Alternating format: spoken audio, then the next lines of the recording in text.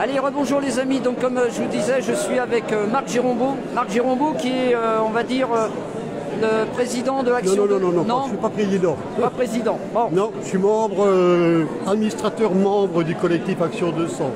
Il n'y a pas de président, il n'y a pas de vice-président, nous sommes des gens du peuple, nous sommes des... Voilà.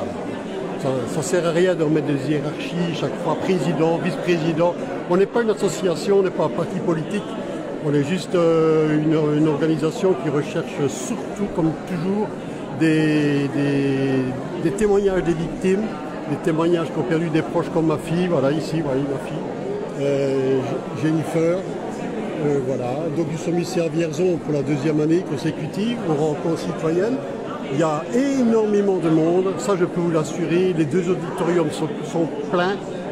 Notre porte-parole, Laurence Paternoster, vient justement d'avoir terminé un laïus extraordinaire. Elle a bien très bien parlé, elle a bien expliqué ce qui se passe en Belgique avec le gouvernement, avec différents stades. Vu qu'on a un drôle de pays, la Belgique n'a plus de gouvernement depuis le mois de juin. Avant ça, ça a été pendant 500 jours, donc vous voyez, on est vraiment à la risée du monde entier. Enfin voilà. Qu'est-ce que tu veux savoir d'autre, Jean-Bernard? Eh ben voilà, Action 200 Belgique, donc qu'est-ce que vous faites exactement comme action? Je sais que vous étiez présent il y a pas longtemps à Liège.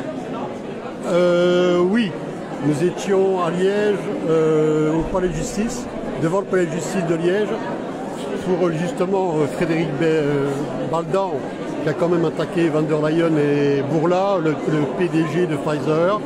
C'était la deuxième fois qu'on se retrouvait là-bas. Il avait déposé plainte, je pense que c'était au mois d'avril, au mois de mai, la première plainte. Et malheureusement, ici, nous avons eu le résultat que la plainte est irrecevable par le juge d'instruction belge. À mon avis, il a eu des pressions du gouvernement. Et voilà quoi, mais je pense quand même, je ne peux pas l'affirmer, mais je pense quand même qu'on va aller en cassation à Bruxelles vis-à-vis de ça. Voilà. Et il faut dire aussi qu'il y a plus ou moins 1000 plaintes de personnes lambda. 1000 plaintes. En dehors. Votre attention s'il vous plaît. Votre attention s'il vous plaît. Actuellement à l'auditorium numéro 2, les témoignages des collectifs étrangers.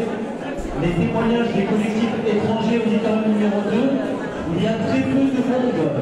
Il y a très peu de monde, ce qui est dommage, puisqu'en plus, des annonces de projets vont être faites. D'ailleurs, des annonces de projets participatifs. Donc n'hésitez pas, auditorium numéro 2, c'est bien en plus. À écouter. On voit que ça bouge, ça vit. Étrangers, mais aussi français. Merci. Ah, bon, on va reprendre. Donc, je m'excuse. Je disais que voilà, bon, ça va être certainement en cassation, mais on ne sait pas quand, parce que les avocats qui sont désignés par le ministère de la Justice, ce sont encore une fois les avocats qui sont très frileux sur le volet. Donc vous avez compris ce que je veux dire. Ça va être très difficile. En tout cas, le but du jeu, c'est que Van der Leyen voudrait remonter ça au parquet européen. Forcément, elle a positionné ses copains et des coquins. Les coquins des copains. Et voilà, donc nous avons encore au printemps prochain, nous essayons de faire des actions statiques sur le terrain. Nous sommes avec une autre association en train de voir comment on peut faire pour avoir les autorisations par des autorités nécessaires. Ce sera certainement dans la province de Luxembourg. Et il y aura une deuxième aussi qui est dans les cartons, ce sera peut-être bien Notre-Dame de Banneux, qui est l'équivalent de Lourdes en France, et Beaurain aussi. Il y a eu l'apparition de la Vierge Marie. Et là, je suis en discussion avec l'archevêque pour essayer de pouvoir faire une action statique sur le terrain en Belgique au printemps prochain. Voilà. Et actuellement, il n'y a rien d'autre. On attend. Voilà. Et de plus en plus, nous avons des témoignages. Je vais encore aller chercher normalement au mois de février 4 témoignages en plus pour faire des affiches comme vous avez vu ici, les affiches que nous avons. Voilà, des affiches que je vous ai fait voir tout à l'heure, malheureusement de victimes belges.